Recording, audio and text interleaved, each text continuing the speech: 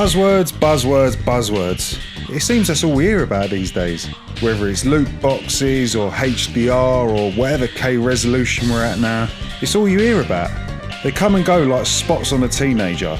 Like, look at the current generation for example. At the beginning, all you would hear about is second screen and how much it was going to improve games and add new dimension to the way that we play. Well, that didn't turn out the way they planned now, did it? I want to talk about two buzzwords that don't seem to die. Like a bad smell, they just sort of seem to linger and always get everybody's attention and distract from what's really going on. And they are indie and AAA.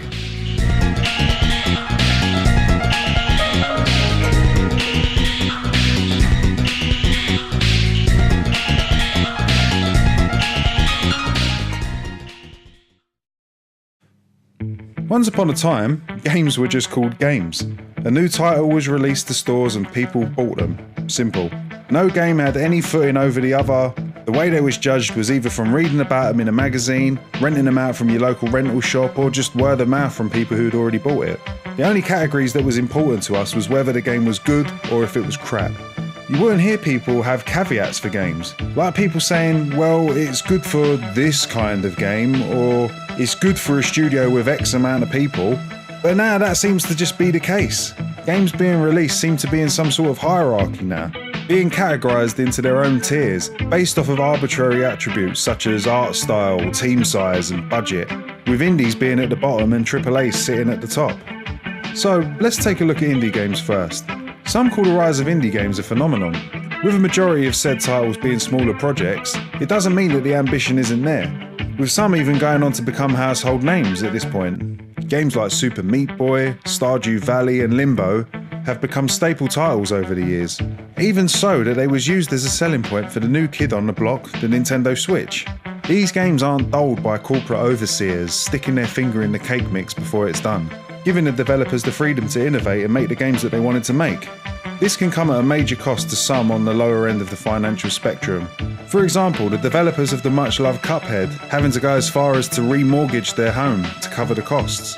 Luckily this paid off because Cuphead has seen amazing success in the short time that it's been out. And even with this being the case, they didn't feel the need to add any extra paywalls to the game to gain more money back. They simply made a game and released it to the world at a reasonable price. The only thing that I could say that could help Cuphead get even bigger is if they was to release the game on all platforms instead of it being bound to the Xbox and PC. This goes to show that an idea, however crazy it seems to be, can be achieved as long as the drive is there to keep true to what the developers wanted to make. So what is it exactly that gives a game a classification of indie? Well, the definition can be quite vague these days. The truest meaning of the title is games developed and released without a publisher. But these days the umbrella is getting ever bigger for this term. Indie can almost be described as a style now. But these are the factors that I feel are most relevant: studio size, budget, and developer independence. These seem to be the things that most so-called indie games have in common in my opinion. But with these factors come limitations. The cool thing about limitations though is that they normally lead to innovation. Developers have come up with new ways to keep audiences engaged. In a landscape with games that almost look photorealistic, they've had to make mechanics that provide the ultimate quality that any game strives to be, and that is fun. But don't get me wrong, there's a lot of crap that comes from the indie domain. With the barrier to entry being so low, any Tom, Dick and Harry with a laptop can make a game and put it out. I mean, Jim Sterling has a show entirely dedicated to them. But the games that do manage to be successful become so for the complete opposite reasons from their AAA counterparts. Hotline Miami looks like something you'd see on the Amiga, but its tight controls and addictive gameplay keep you hooked.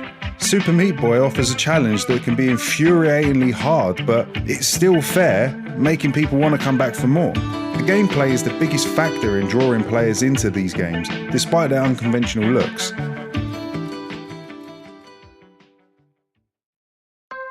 Then you have a different type of game that sort of sits in the middle of indie and AAA.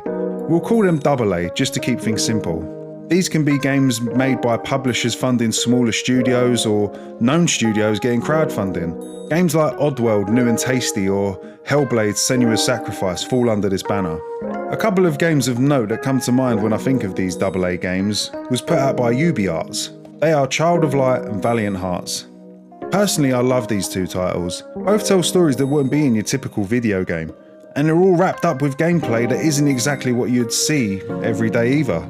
Child of Light is a Japanese-inspired turn-based RPG, but presented as a 2D side-scroller. And to add to the charm, the entire story and dialogue is done in rhyme. Not your standard mix of gameplay mechanics, but the final result is an amazing little experience that leaves you wanting more. Sadly, we ain't gotten more yet, but it is open for the future.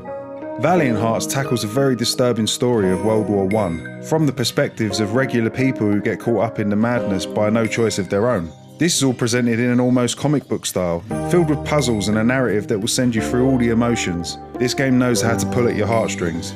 The unconventional nature of these games make them stand out, and to be fair, they even shine from taking an artistic approach, something that the big budget games seem to be scared to do a lot of the time.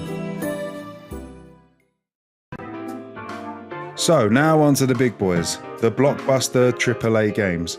To be honest, I find Blockbuster a much more fitting name for these titles. They rely on photorealism in a lot of cases and strive more and more to feel like they are equally footed to Hollywood movies. As of late, some of the big publishers that have been churning out these games have been under scrutiny with the implementation of pay-to-win mechanics and holding back content behind paywalls and even releasing games that aren't even finished. But it's not all doom and gloom, because you have some developers that thrive on keeping audiences happy, with games like Horizon Zero Dawn and Zelda getting an enormous amount of praise. These games are big and cost a ton of money to make because of it. The premium experience, if you will. These titles are what a majority of people are playing, from casual players to the hardcore. We all know them, we all play them. These are the games with posters spread on billboards and across buses.